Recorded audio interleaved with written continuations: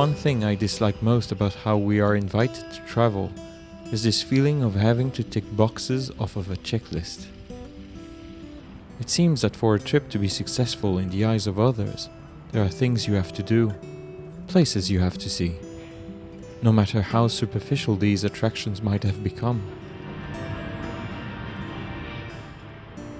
Even though I can't escape these thoughts completely, I like to think that this isn't how I've been trying to travel.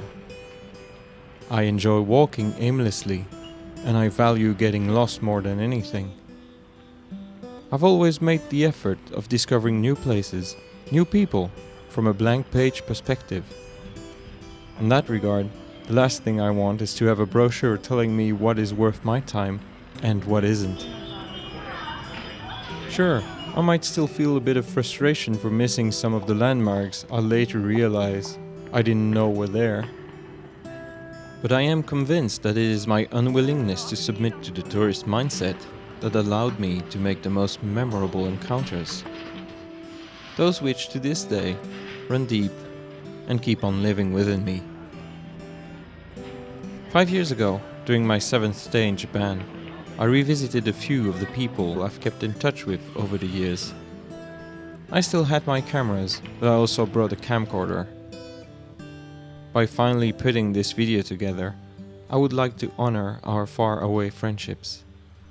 To me, these fragile links have become more important than any type of image taking, though I cannot avoid the subject altogether, because it is through this endeavor that I've met them.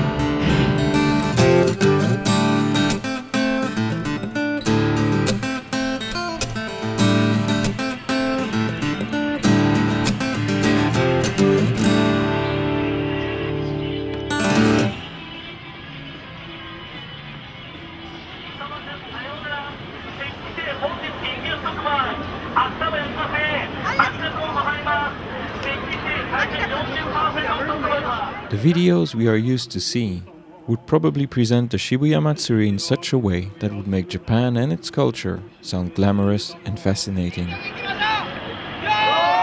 effectively making it more foreign than it actually is.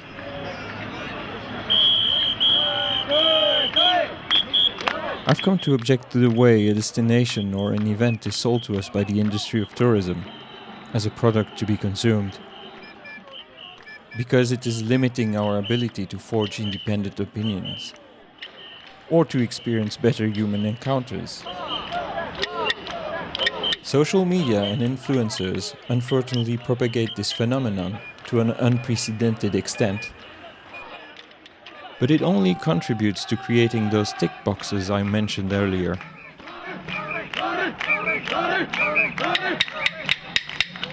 I originally came across the Matsuri by complete accident. It was during my second trip to Japan, the first I undertook alone. I had been walking around all day, and on my way back I came across men, women and children wearing blue happy coats sitting on the side of the street where they were drinking and eating. Once I noticed the mikoshi, the portable shrine, standing nearby, I waited to see what would happen. I ended up following them as they began carrying the mikoshi again. I was truly intrigued by the whole procession. I remember taking pictures while still dragging my suitcase around. None of it was planned, and I must admit it made me feel something. It felt like the moment was special. Before long, people noticed me and started talking to me, offering me food and beer. That's how I met the participants of the Aiwa Chokai. Through this experience, I made a few acquaintances, and through the years, I became friends with a couple of them. They are Mariko and Takeo. 渋谷の祭りの意味は、ここに渋谷にいっぱいあるお店とかの、神様にその繁栄を感謝するためのお祭りだと思っています。最初は越前屋の辻武雄くんに誘われてきました。で今は、渋谷もそうだけれども日本全体のその、繁栄を神様に感謝するっていう意味でおみこしを担ぎに来ています。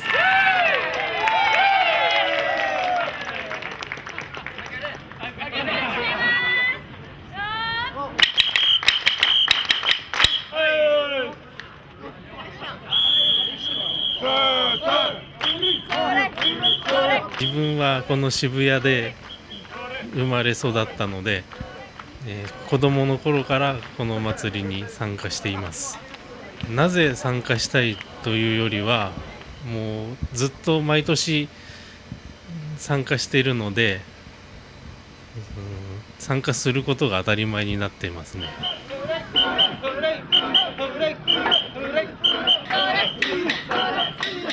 If you took a moment to think about the folkloric or religious practices of your country, it would probably be easy to find parallels with the Matsuri. By doing so, one would realize that what seems to be very different and unique is in fact quite common, though the details may vary.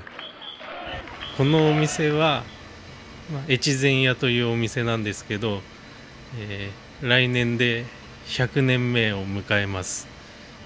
で、私はこの越前屋の4代目の、社長にあたります。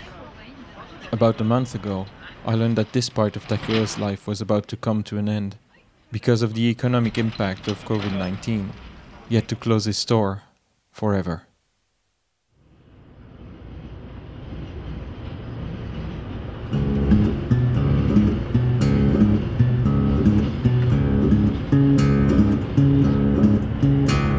A few days after the Matsuri, I went back to Shibuya by night.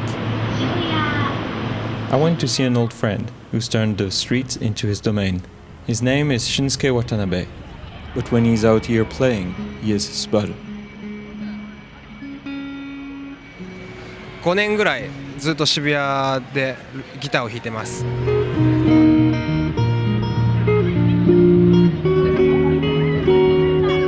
僕はもともとバンドをやってたんだけど、メンバーが全員辞めちゃってやることがなくなったから、自分の心の修行だと思って、ギターを街で弾くことをやってたら、それはみんな好きだったから僕も楽しくなってずっとやるようになった。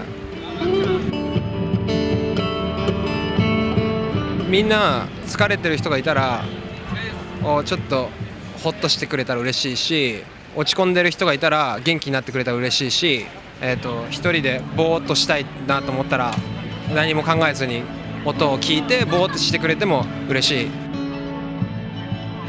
音を聞いてもらって何か感じてもらえたら嬉しいと思ってる。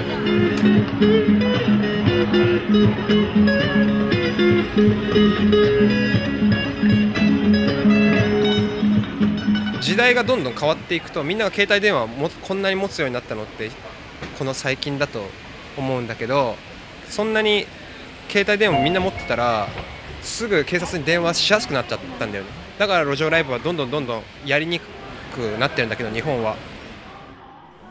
The following night, Shinsuke wanted to try another location outside of Shibuya. One comparatively less busy, where the police wouldn't be a hindrance.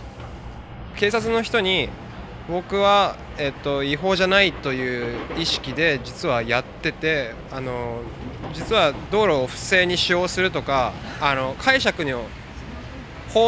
によって、違法じゃないと僕は判断してやってるんです。I've seen Shinsuke being interrupted by police officers many times. Usually they check his ID and maybe ask him to sign a few forms. Then he has to leave. This means losing 30 minutes and having to relocate. But tonight we're in Ikebukuro, and there's no police in sight.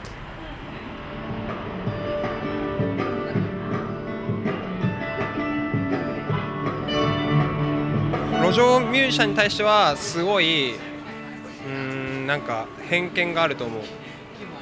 路上のライブ自体はなんかそのアマチュアのアーティストがやるもんだっていうふうに偏見がすごいあって、実際そうだと思うし、だからあんまりこうアーティストに対してリスペクトするっていう人は少ないんじゃないかなと思います。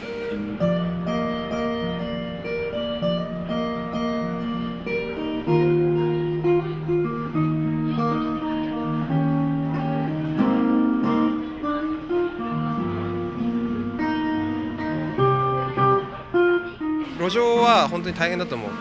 日本では許可が取れないから、警察に怒られたりとか、知らない人にいきなり襲いかかって来られる時もあるし、そういうのはすごい難しいんだけど、そうだね。けどみんなライブとかすごい好きだし、だからアーティストっていうなんかこうフォーマットみたいな中で活動するんだったら、良ければ評価されるし、良くなかったら評価されないから、俺は意外といいんじゃないかなって思うよ。 When I first met Shinsuke, I thought, the life of a street artist in Japan must be really difficult, because Japanese society is so strict. But in fact, the story he tells us could plausibly fit most big cities around the world. I'm not saying there isn't some truth about the ideas we have of other cultures, but that it is worthwhile to question preconceptions and let time help us create a better picture. After the live session, Shinsuke and I went for a 3 a.m. ramen. He offered me to stay at his place, as he had done a few times in the past, when I used to stay long after train hours to take pictures during his sets. But I declined, as I welcomed a few hours of walking through neighborhoods I've grown fond of. When abroad, distance and the flowing of time don't feel the same.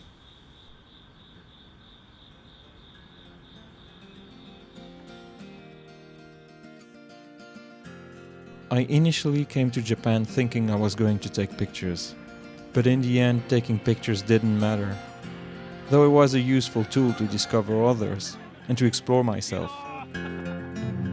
You would think that after 5 years this video should have been finished sooner. The truth is that my thoughts and outlook have kept maturing.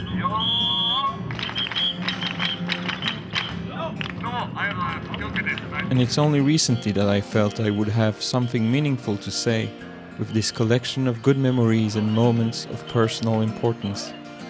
Because this is what it really is, and nothing more. I have long abandoned any pretense to the contrary.